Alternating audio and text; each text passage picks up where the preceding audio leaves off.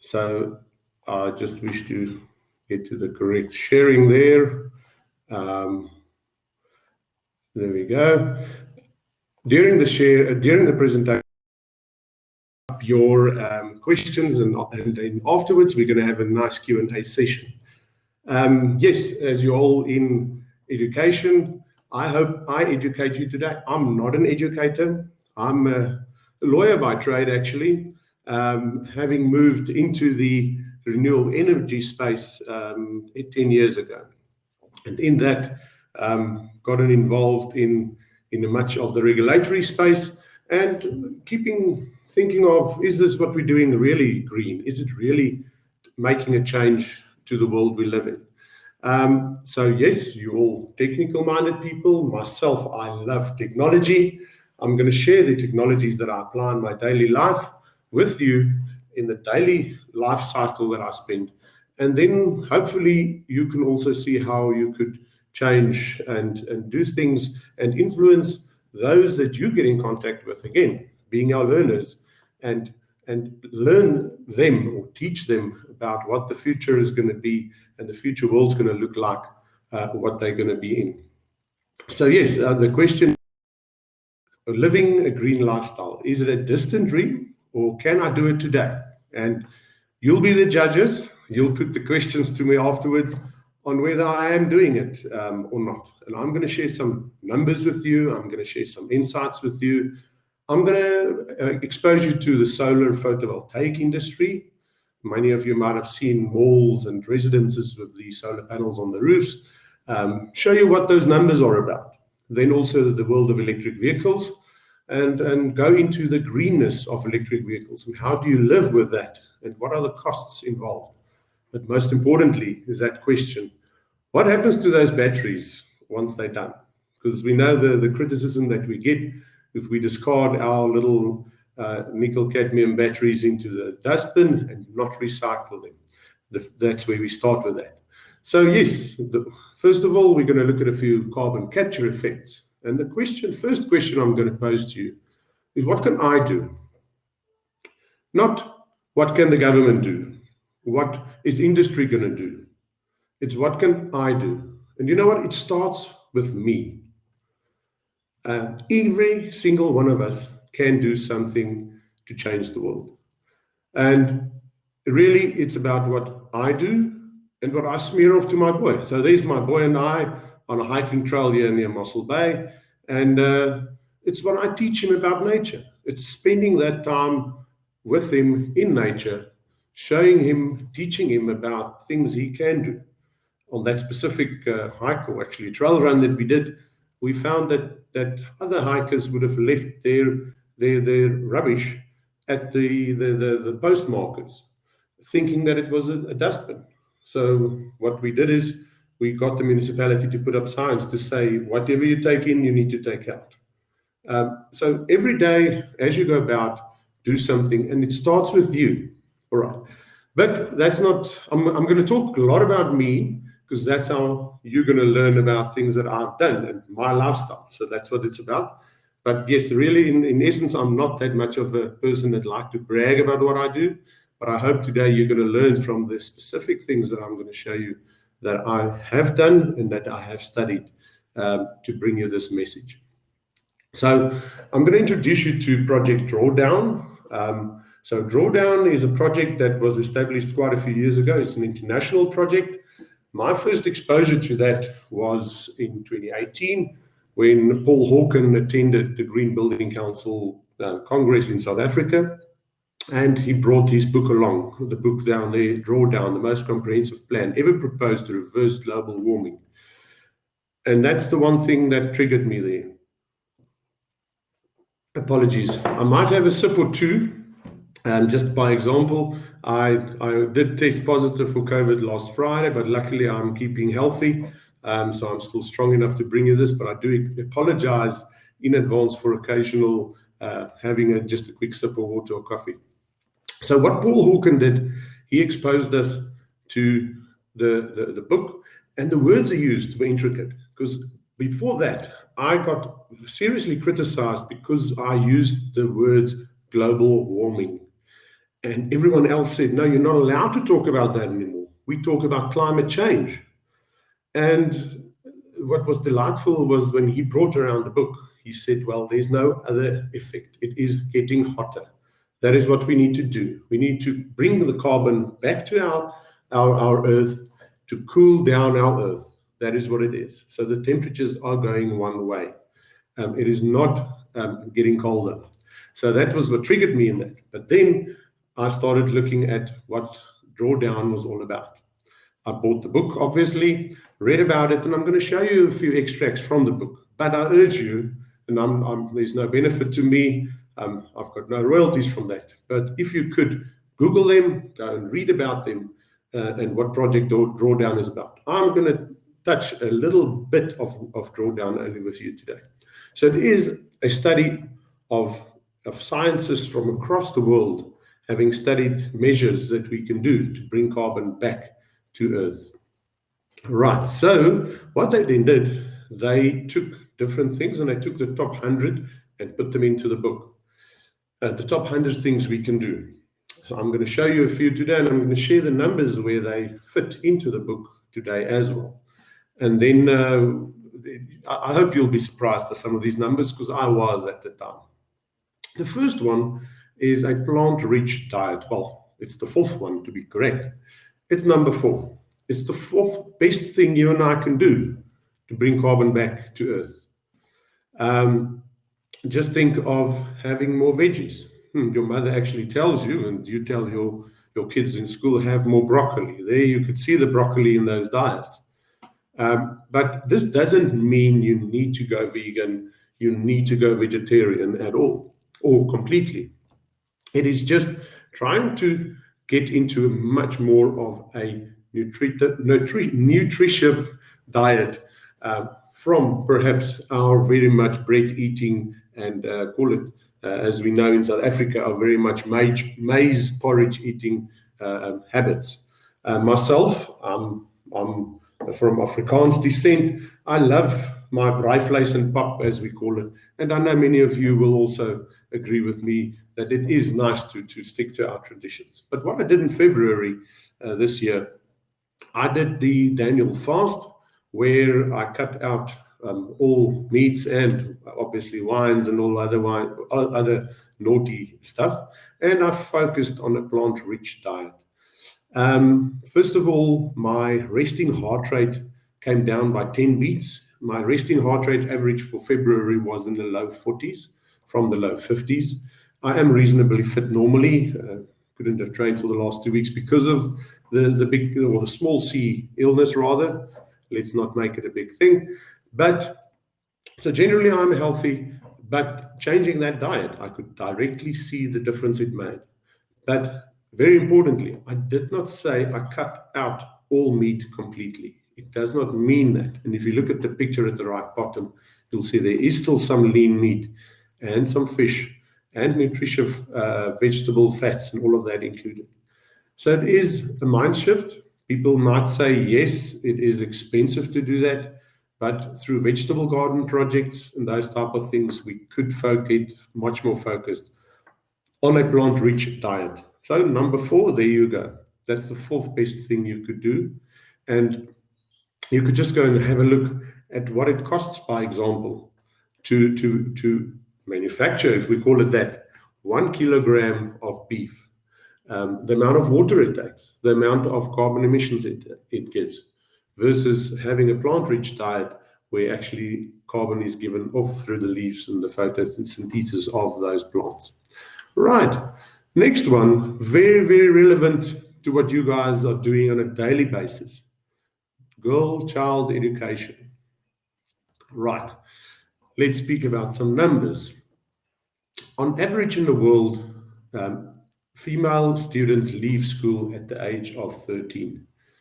In many countries in the third world, that figure is much lower. If a girl leaves school at the age of 12, she will have an average of 5.5 children in her life. That's it.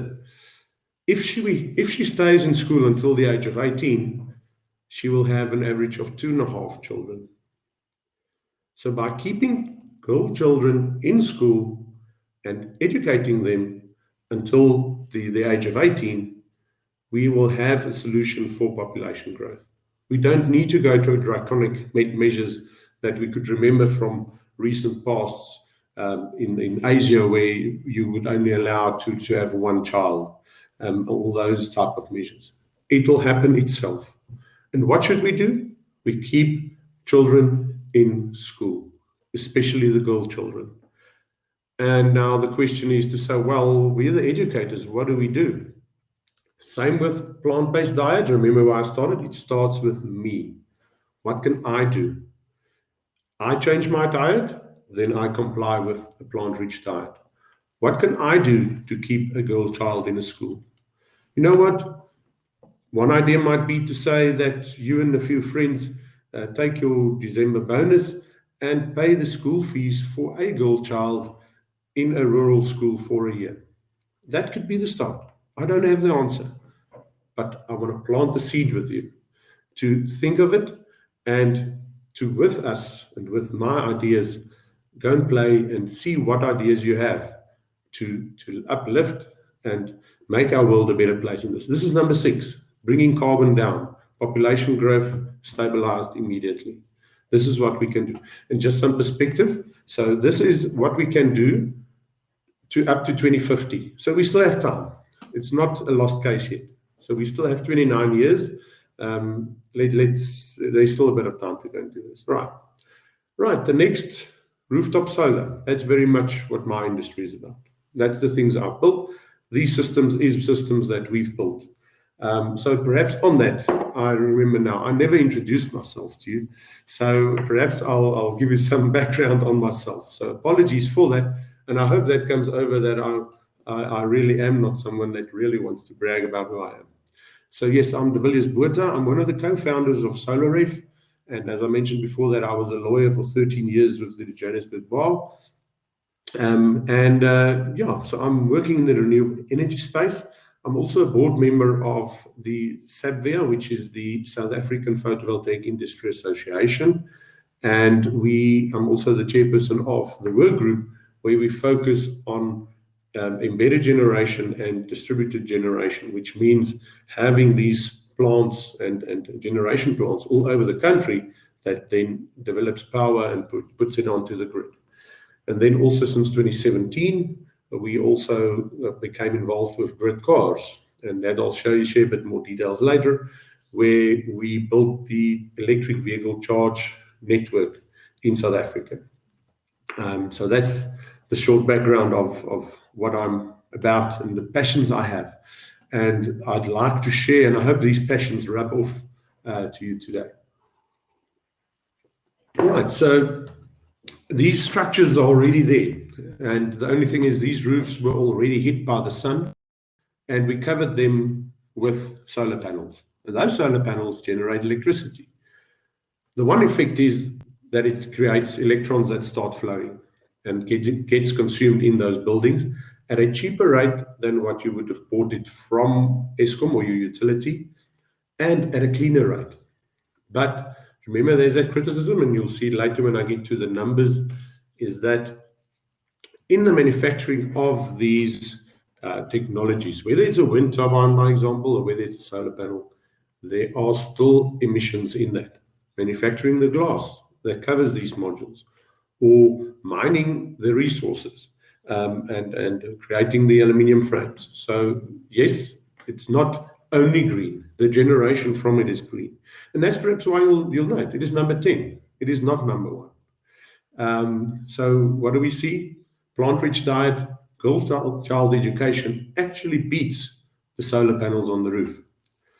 A number that I didn't put in here, but just for the sake of knowing it, is the land-based wind turbines, So the onshore wind, as they call it, because we do have offshore wind. We don't have in South Africa yet, but in Europe they do have quite a bit. Denmark, Scotland, those places where they put the wind turbines in the sea. Those are number 22. If you do onshore wind, which is on land, like we do have especially in the Eastern Cape and also in certain areas in the Western Cape and around the central Karoo areas, That's number 2. So there are technologies in South Africa that's really in the top numbers in things that we can do to make the world a better place. All right, but that's where rooftop solar fits in. And then number 1, I hope this surprises you to some extent, is refrigeration. Now, refrigeration does not only mean putting on your refrigeration and your freezer that cools down your foodstuffs. It is the air conditioning that blows into your building where you are, and the way you deal with that. And how do you handle those, call it, creature comforts that we've gotten so used to? So we find that people very often would say they heat their building up to 30 degrees in winter and set that air conditioner all the way up. And in summer, they want to cool it down to 16 degrees. And they never open a window. And it's really something to think about next time you switch on that air conditioner. Because apart from the power consumption that it has and the inefficiency through that, is the fact that you'll remember in the old days we had the spray can criticism, the CFCs, and the refrigerators that were all certified CFC free. Well, you know what? They are just reduced CFC. We now have HFCs that are still there, and the refrigerants being used here that still escape into the air. So if you take the whole study, and that's what Drawdown did, they took the full study of the full round trip of these technologies. Refrigeration is the worst thing we do, but it's the number 1 thing we can actually do and enable carbon offsets or carbon to come back to Earth. So think about the way you live regarding cooling and heating. Do I really need that air conditioner on today? Or is it just a habit of walking in the room, switching it on? Start using it only when you really need to. That's the short message of refrigeration. And also, if your fridge is running at 3 degrees, you can set it to 5. Those 2 degrees won't make your food go bad, but those 2 degrees can make a big difference on the consumption and on how intense that refrigeration has to work. All right. What did COVID-19, how did that affect carbon? So for one instance, I've stopped flying. I flew during 2019. I took a sum of 88 flights because I live in the Southern Cape and my offices are located in Joburg. So I used to commute to Gauteng from the Western Cape. I stopped completely as a result of COVID. Those of you that have that app, because I love technology and apps and gadgets, you might not have noticed I've got hearing aids because of hearing loss when I was still young, but my hearing aids can speak to my phone and all these things. So I'm crazy about gadgets, and that's why I'm bringing this message to you today. So if you go on your apps and you look at flight radar, you will see there's very much or much less airplanes circulating the Earth. Just think how carbon intensive that it would have been. So yes, what we say there also, that COVID-19 is not the solution to climate change, but the fact that many of us now work more remotely, many of us work more clever, it will cause and has caused a reduction in carbon outputs. All right. So what does the grid of the future look like? Now, what we know is that in the past we had a very vertical grid, and we still today would say so, because the moment we hit load shedding, who do we blame? Eskom. We don't say it's me or you or my neighbor switching on his heater. That's Eskom. And yes, poor Eskom. They try their best to keep the lights on. They're actually telling us not to buy power from them to keep the lights on. They're running open cycle gas turbines at expensive tariffs at around 7 to 8 rand per kilowatt hour, where they're selling to you and me at below 2 rand to keep our lights on. So what does the grid of the future look like? And this is it, distributed generation. All right, here we have what I mentioned to you earlier, your offshore wind, you have your onshore wind on the far left, you have some solar farms, you have pumped storage in the form of hydro up in the dam, we have still a nuclear plant or two, You have rooftop commercial solar, large-scale battery system, and then we get down to our residential system. And look, here is this, at this office building, you also got some batteries on the roof, interestingly. All right, getting to our homes, we've got solar panels on the homes, and here we've got an electric vehicle. And each of these lines indicates a direction of flow of electricity. So your blue line would essentially be a line that takes electricity to a point of consumption, and the green line would take it away from that point.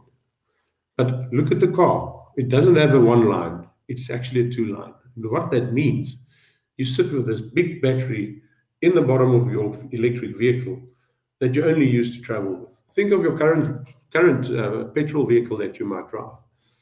You're sitting with a full tank or half a tank of petrol in there, a very dense energy that's sitting idly there because you're not driving at the moment. Now, hopefully you're not driving it while watching me now. So it's sitting there idly, not being used. But what in future is going to happen, we're going to plug our homes into our car. Not our car into our homes. We're going to plug our homes into our car, and we're going to use the power that we might have generated through the day to power our homes during the peak times at night. And when we go to bed at night, the reverse flow is going to happen, and the car is going to charge from the grid so that we can go to work tomorrow. So yes, I've seen there's quite a few schools that I know, especially around Gauteng and the Western Cape, where there are already solar panels having been installed at those schools. So just think of it. You're going to charge your car while you're spending the time at school, during lectures during the day. And this afternoon, your car's fully charged. You go home and you discharge that power into your home at night. That's the opportunity. And immediately if we do that, we're going to stabilize the grid. It's going to be more power for everyone, and load shedding would be much less. So just some things that's going to come in the foreseeable future. Right. So yes, where do we go as a country? Grid parity is the question. So grid parity means that you could generate from an alternative source cheaper than you could from the grid. So on grid-tied systems, those are systems without batteries. We saw grid parity being reached about 3 years ago, and we're now seeing quite a few projects where we are reaching grid parity, even with storage in the form of batteries.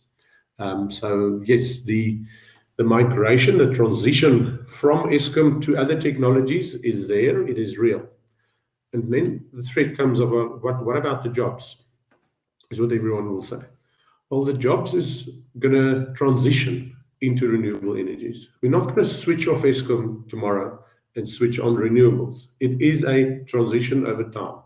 So what will happen is that parents would retire in Eskom, and their children will be employed in the renewable technologies.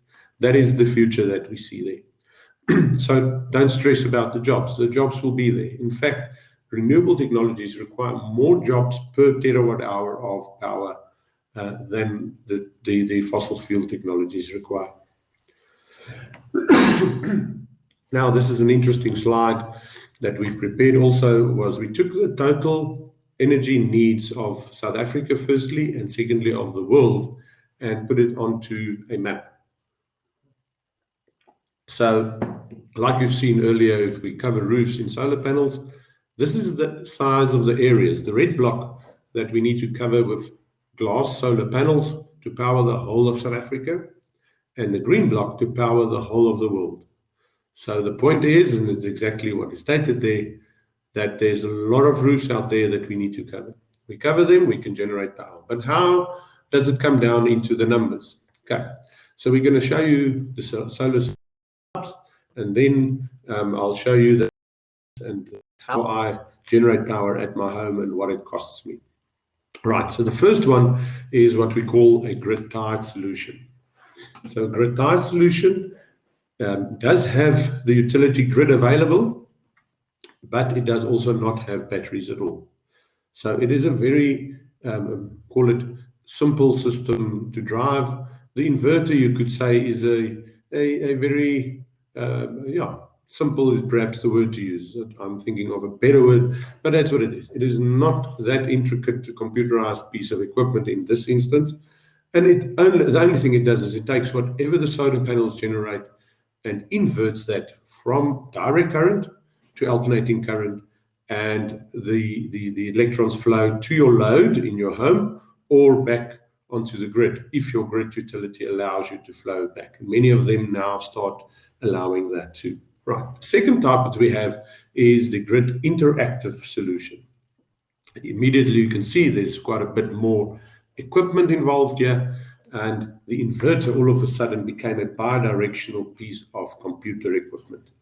Much more expensive, but a lot more clever than the simple grid-tied inverter. We also have some batteries, although in this instance you don't need batteries to say you're going to be independent for 3 days on end, because you still have the grid available. And what you can see is that you could also charge both from the grid as well as from the sun. And then lastly, we have the off-grid solution. Off-grid solution, which uses, again, very similar to the grid interactive solution, except that you don't have a bidirectional flow, because you can never push electricity back into the generator. That will cause problems. But you could have an optional generator that could, in those times when you have long cloudy spells of rain or so on, and there's not enough sun, to just top up your batteries so that you could see yourself through.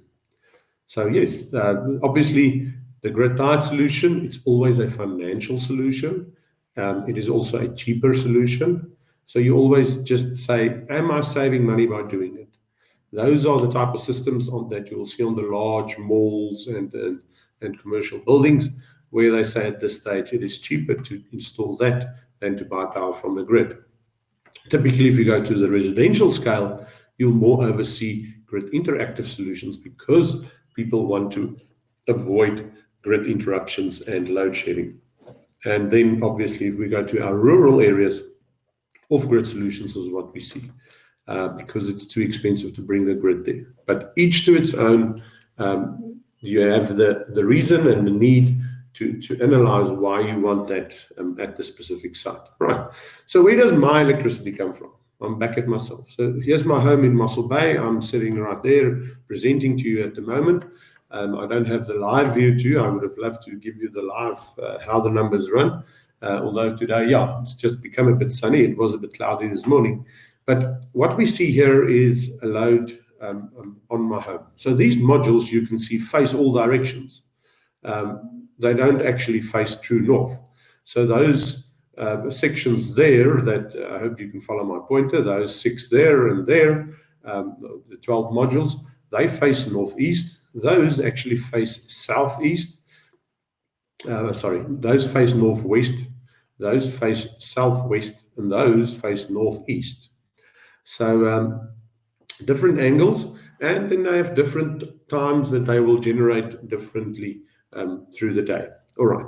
So I do have a grid-tied inverter. That is that part, which gives me just shy of 3 kilowatt at that time when I took the screenshot. And then I have a grid interactive part, which you can see is connected to a battery, which gave me around 7 kilowatts. All right. Here I do have my loads, which is essentially my geyser and swimming pool at the time. And I also still have the grid available. So the battery would be charged during the day, and at night it will discharge until the battery gets to a certain level, and then I will start pulling from the grid. So how green am I? Right. It depends from which source I pull my power, but this is a screenshot that was taken earlier this year, where you could see over the last year at the time, I was drawing 70% of my power from, I generated 70% of my power myself, and only 30% was drawn from the grid. The 10% that came out of the battery, the blue bar, was also generated by the solar at the time. There you could also then see a daily graph and some of the numbers that was generated from the system. Had the grid fallen down, I would have survived on my own. And remember, I'm also charging an electric vehicle, and I'll show you some of that soon as well. All right. So for the last year, that shows you how the year would pan out. And obviously, as we'll expect, during the winter months, as we're now again in June, you will have less irradiation, hence the lower yellow bar, and also in June. But then again, I don't use my swimming pool that much. That's why also my consumption would be a little lower. But yes, is it possible? Yes, it is possible. Does it make sense? That depends on that cost that I've mentioned to you. Do you have grid parity, and you compare the cost of this system with what you pay your grid, and then you decide whether the numbers make sense. So here's just a larger picture of the active mixture as well, so that you can see, those of you that didn't have your glasses handy in my previous one, that how the loads are put together. So what this is also beautiful, and it's unfortunately, if you're gadget rich or love gadgets like I do, it's something where you could regularly check on your phone what's happening with your system. And what's also good is you could also troubleshoot that remotely.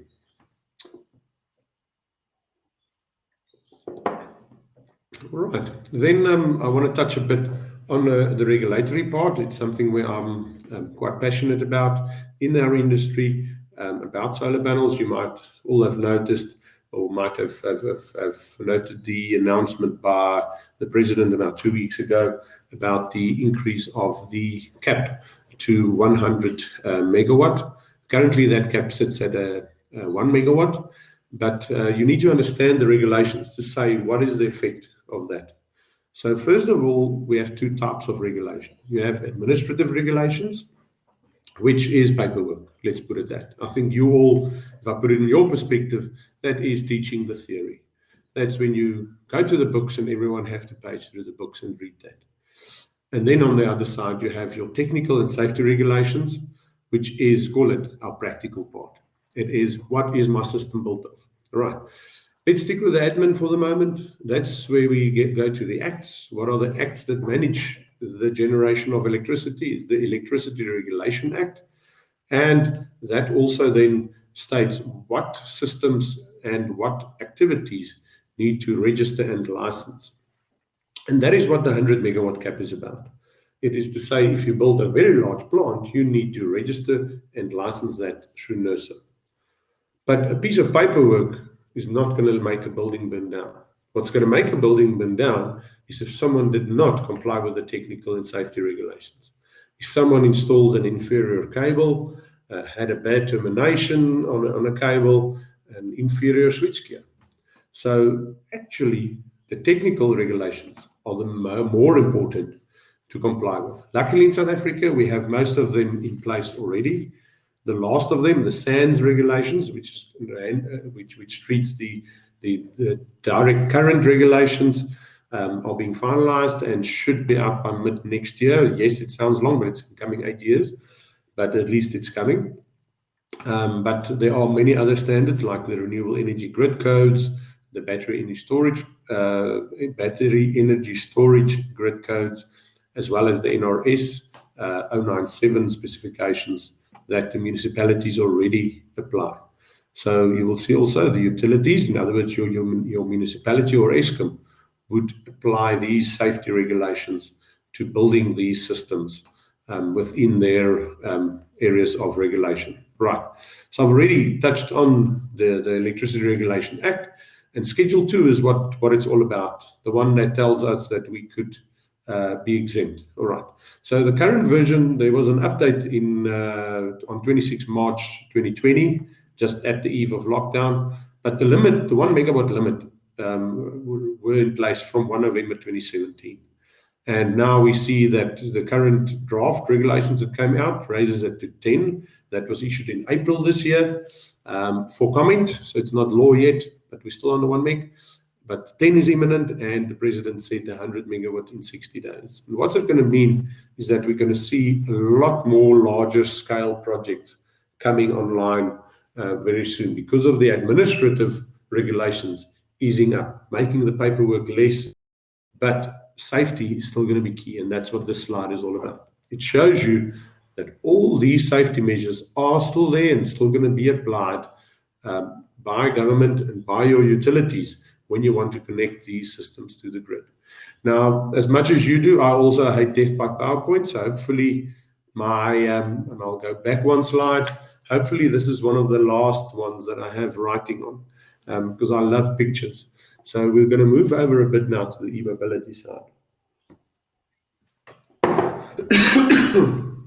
Apologies, just need to get the voice sorted again for the next round there. All right, so how do we travel? I think many of you, or all of us, use fossil fuel cars still. I also do still own a fossil fuel car or two. But how did we travel? Now, I'm not sure if many of you traveled in ox wagons, but I can say that my father, who was born in 1932, used to drive or ride on an ox wagon. All right. He lived to the age of 87. He passed away 2 years ago. And in his one lifetime, he also drove an EV. So imagine that in one lifetime, you move from an ox wagon all the way to an EV. Just think of it. In between that, you had all those nice Chevys come along, those with the long bonnets.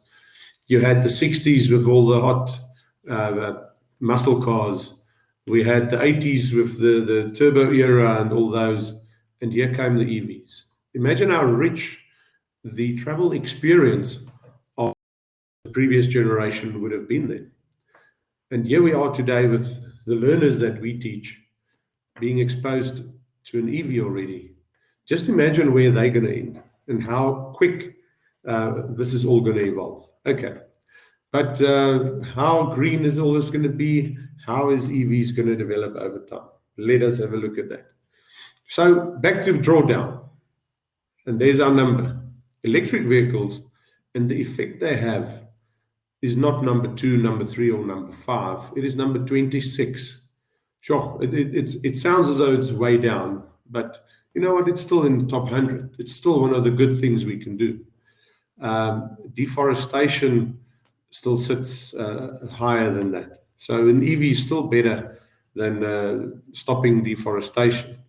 And remember, our plant-rich diet was the easy one that we could try, and that's at number 4. Girl child education, number 6. Never forget them. That's why I put them in, because I feel personally that they are very important. Right.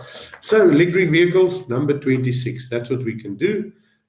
This is actually at our offices in Rooftop. So yes, it's not a distant dream. Like we said, it happens here. As I showed you my home, I'm doing it here where I'm sitting talking to you from. I'm generating my own power. Hopefully my lights stay on to take you through this all, because load shedding shouldn't happen here. It hasn't happened because I've got the system. Same with electric vehicles. It is happening here. So down there you have the Mini and the BMW that charged at our offices in Roodepoort, in Gauteng. The top right-hand page, that is my car, the red one, the BMW, that charged at Knysna Mall, and we also had an iPace line there at the same time, Jaguar iPace, that charged at Knysna Mall. So it's here, it's happening. We're doing it already. So let's look at what it's all about. Right. So what's the efficiencies? Right. So when you start with what you put into an ICE vehicle, ICE is what we call internal combustion engine vehicle. So the short name is an ICE, or then a fossil fuel car, as it's stated on this slide. But 7 units that you put into an ICE, 6 of them get lost through either emissions or heat, mostly. And just think of it.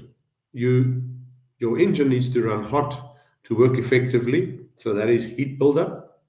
And then to slow down the car, you use your brakes again, which again creates heat. So a fossil fuel car is really just the heat generating slug going along. All right. Only 1/7 of that only goes into propulsion. All right. And it's we applied 1/3 drag and 2/3 weight to this equation to make things fair.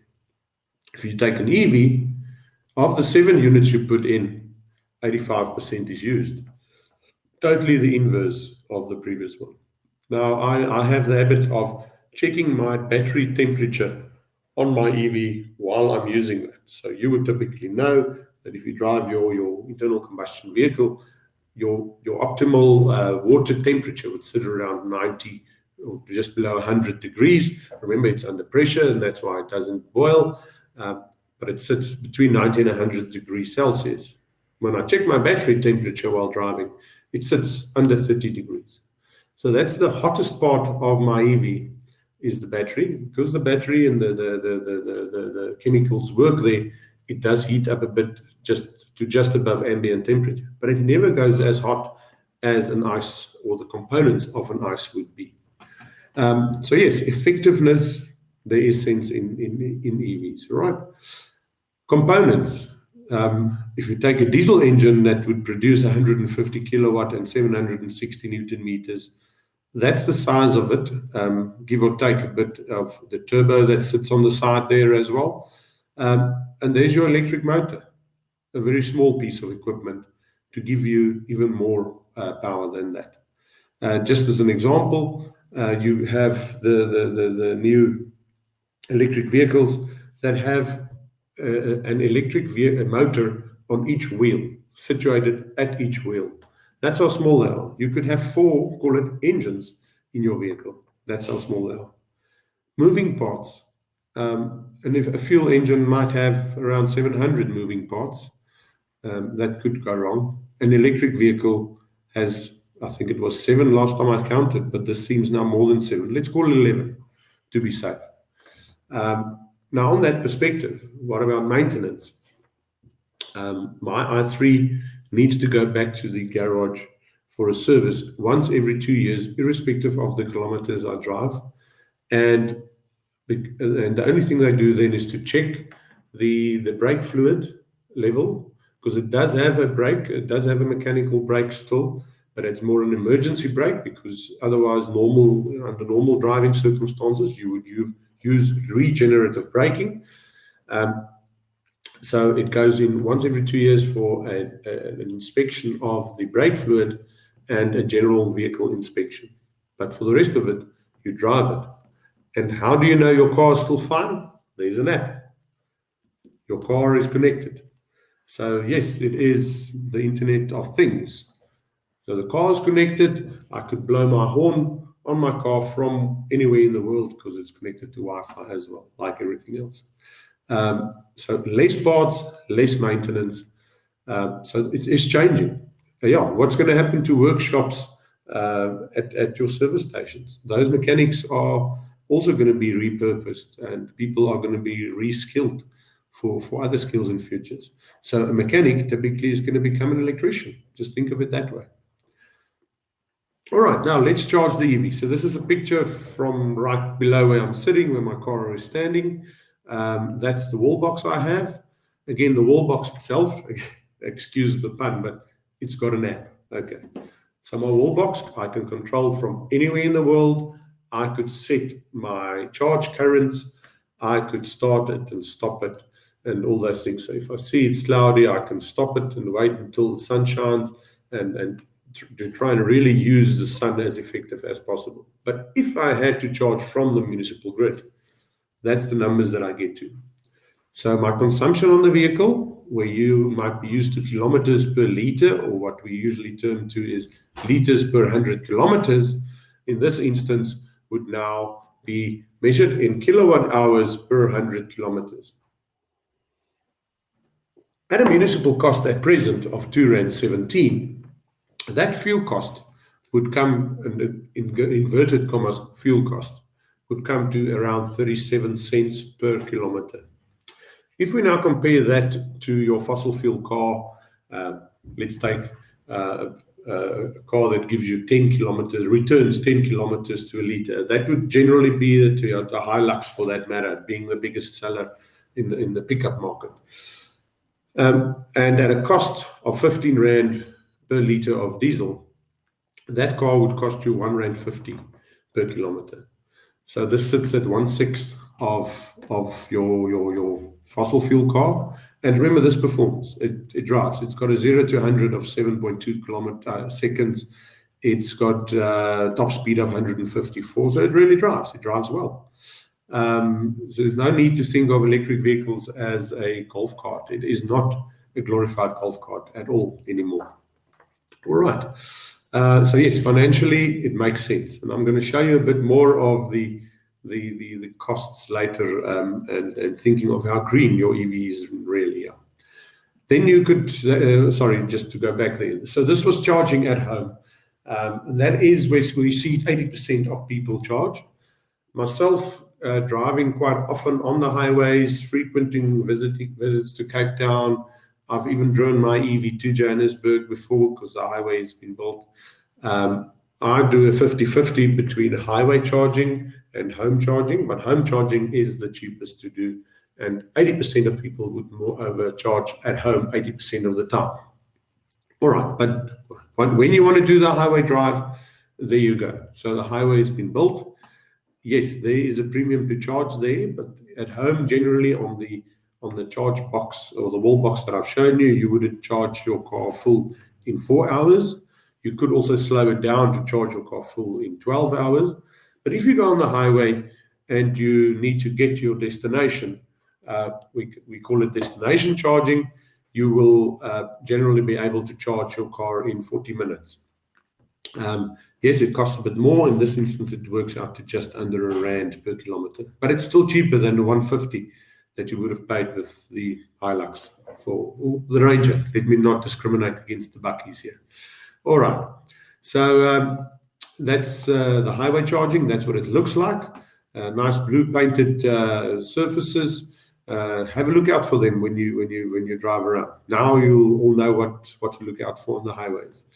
So that's the network covering most of the country. We're just short of the Northern Cape still, but we're managing it as according to the volumes coming as they're coming along. So you could cover the N4, the N1, the N3, and the N2 highway crossing South Africa, wherever you want to go on the fast charge network.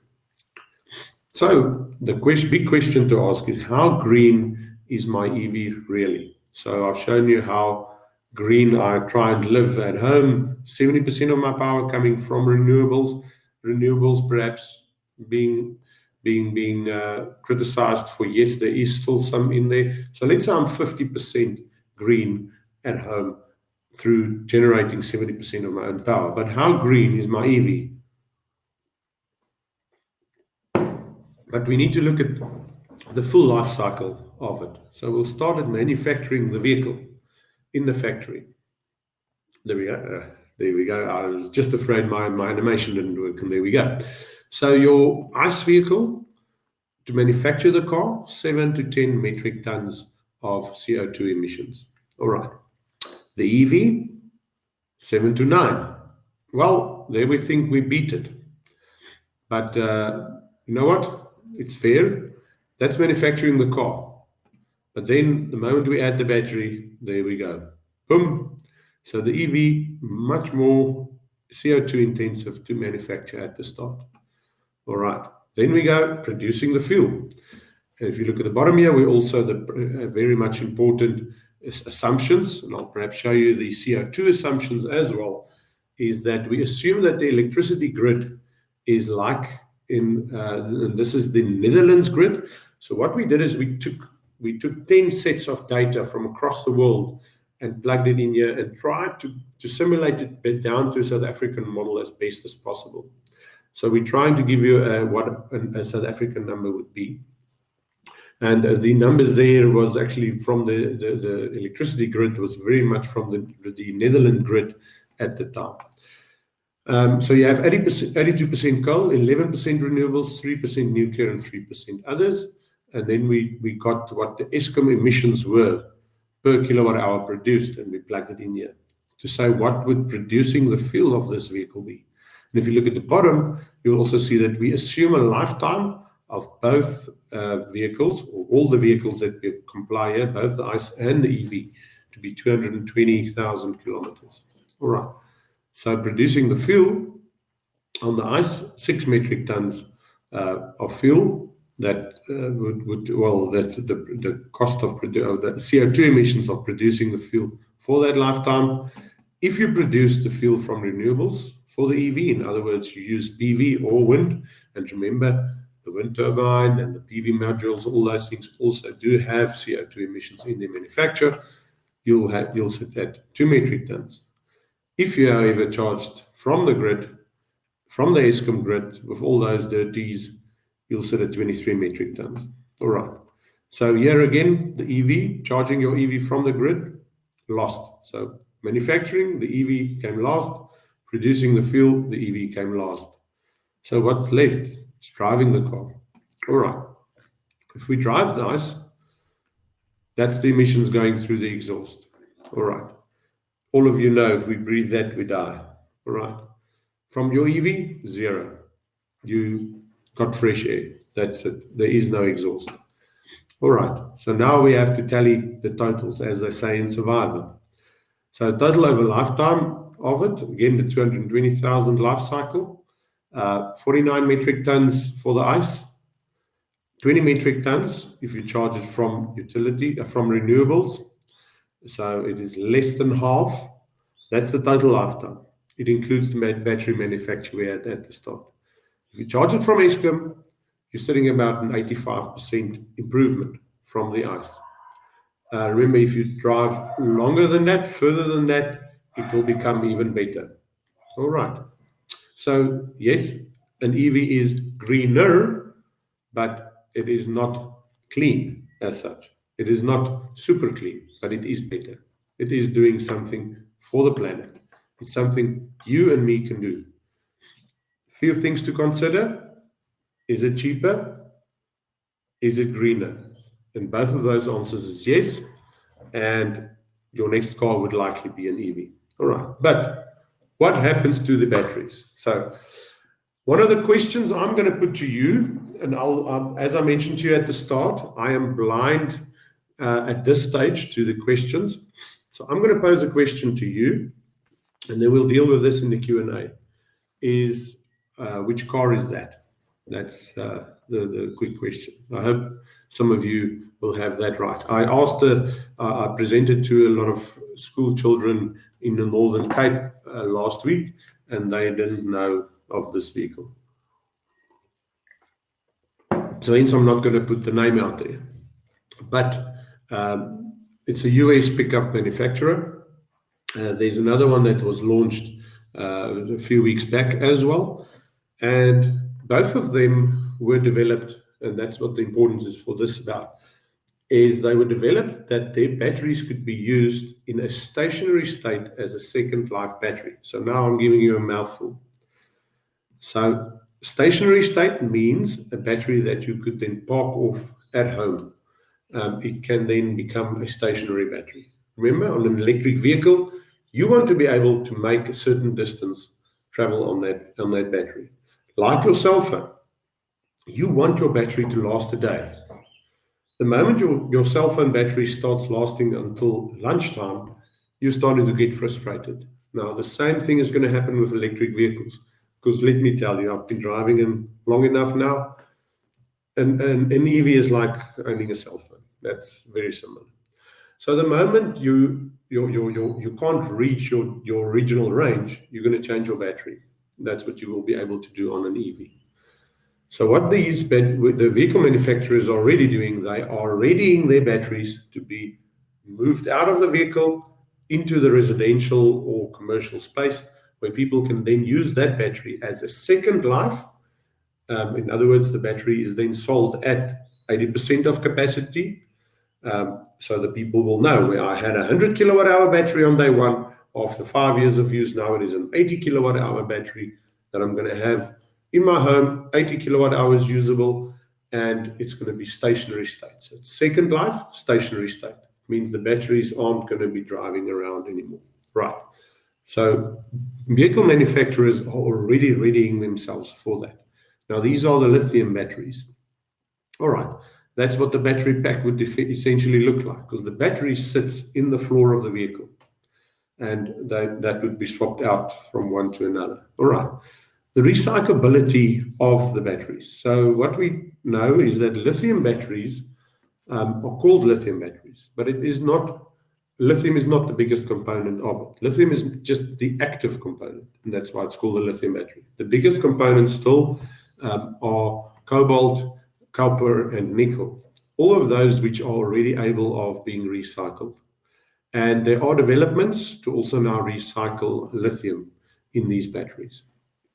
So all of that is coming on board to ensure that batteries can be fully recycled and that we don't have these big dumps with large chemical batteries filling landfills and making the earth sick, to put it literally.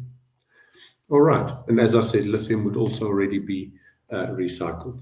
Okay. So batteries, I think we need not worry about that. So yes, I think getting close to the end of my presentation before we get to the Q&A is to say what the takeaways are going to be about. And it's not McDonald's or Nando's. Remember, we're going to eat healthy from now on. And that is, it starts with you and me. That I think you've heard enough today. What can I do? It's that one small thing. Perhaps use your cup for the whole day. Don't go and wash it every time after you had coffee, just thinking of that, having another sip of coffee. Small things you and I can do to make the world a better place every day. All right, plant-rich diet, as I've said. Let's love each other. Care for your neighbor. Think of that bag that you throw down. Who's going to pick it up? What tortoise is going to be caught in that? Don't waste. Use everything. And start doing something and thinking of your future where you could do something that could be lead you to a cleaner lifestyle. And then, lastly, I'm going to leave you with a quote that I thought of 2 years ago.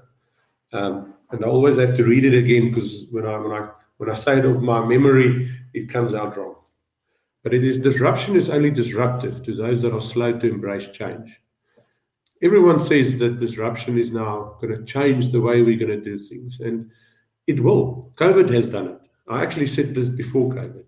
You know what? When COVID happened, I immediately went into a mode where I got my staff together and we actually wrote the regulations and the protocols for people to go back to work and work safely in the renewable energy space. We didn't go and sit there and say, oh, what are we going to do? It's all going to go to shambles. No. Be the change. Embrace the change. We're never going to go back to the ox wagon. It's been there. I've showed you the ox wagon. We're never going to ride ox wagons again. We're all going to ride electric in the very soon future. So yes, I think that'll wrap it for now, and then we'll move on to Q&A soon. Before we go there, though, I want to invite you, and my people are happy to assist there. Because as I've said, we are innovative, we are forward thinkers, and I know you all are as well. That's why you're attending these sessions, is that if you find some of your students or yourself that you want to expose to this, and I inquired from our people at the office which will be the best email address to use. But what we'll do is we'll run, it's an exposure program more than a recruitment program, where we'll get people involved in these forward-thinking technologies as much as they'd like to, because we like to teach and educate people as well.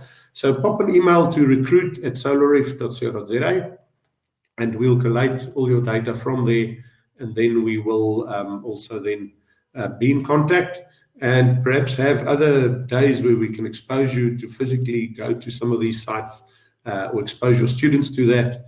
And also perhaps some of them might in future be employed in these new technologies and in all these spaces. All right, I want to thank you all for this. Please take down this address again. I'll say recruit@solaref.co.za. And then, we'll now move over to the Q&A session shortly.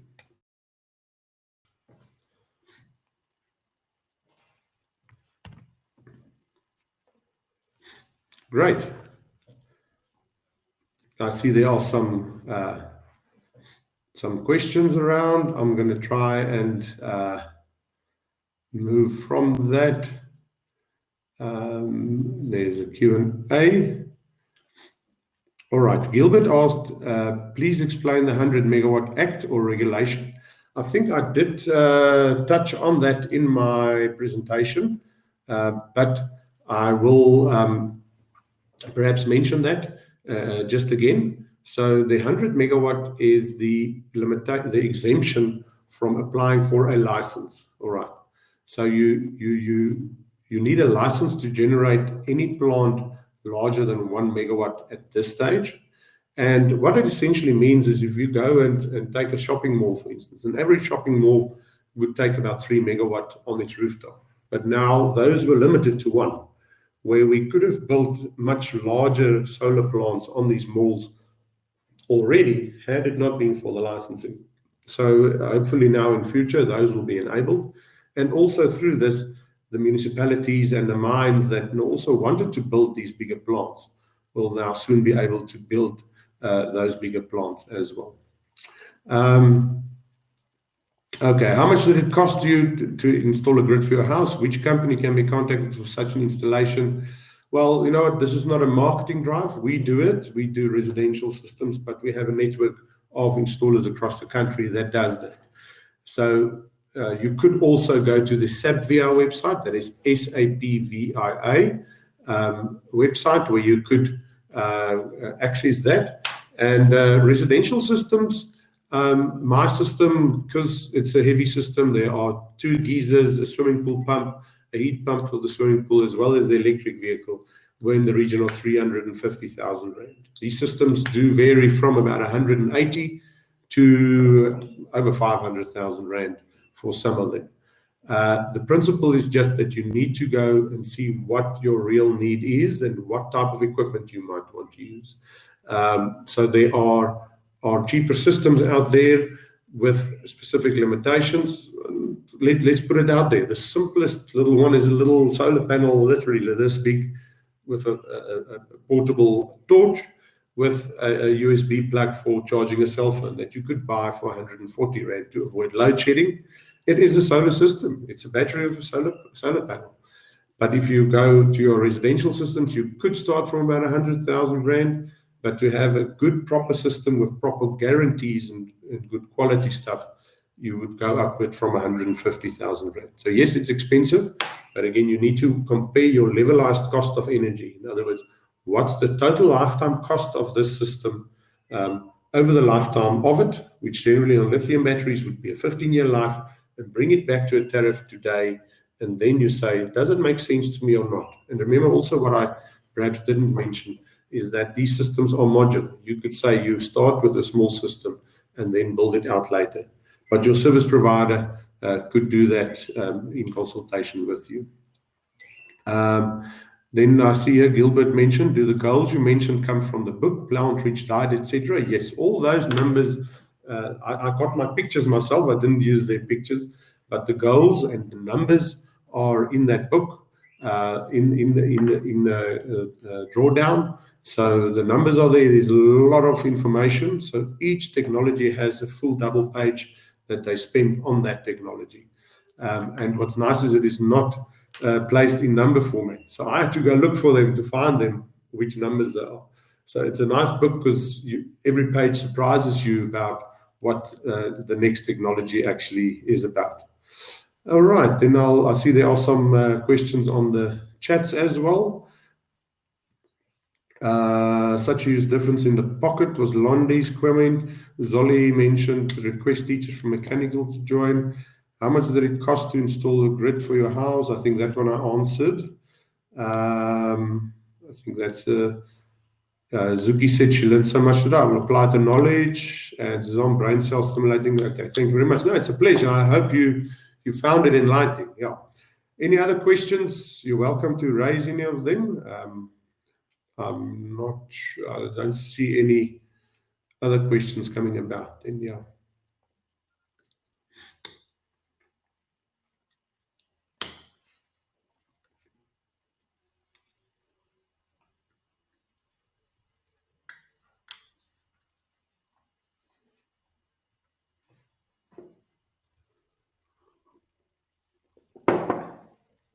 We'll give you half a minute to type another question if there is any.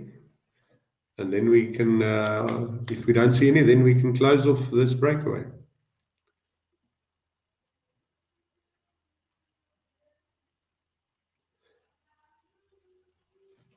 as I mentioned, also just remember that email address recruit@solarif.co.za for any queries or future student events. As I said, we gladly take school tours to these plants to go and expose these children to these. We had an exciting day out in Uppington last Monday on the 7th. Oh, it's almost 2 weeks ago on the 7th. We had them out there, and the kids were quite enlightened, and yeah, it's a good news story, good feel story.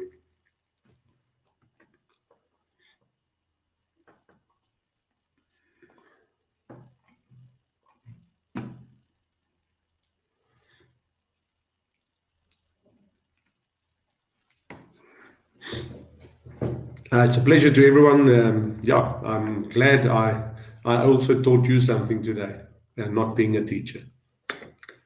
All right, I think we can then close off the session. Thank you very much for joining. And yeah, hopefully we can catch up soon. And everyone stay safe. I've got the virus, but so far I'm lucky that I can be strong enough to still do all these things. But take your vitamins and be safe. And yeah, don't go out there and risk it. We need to conquer this third wave too.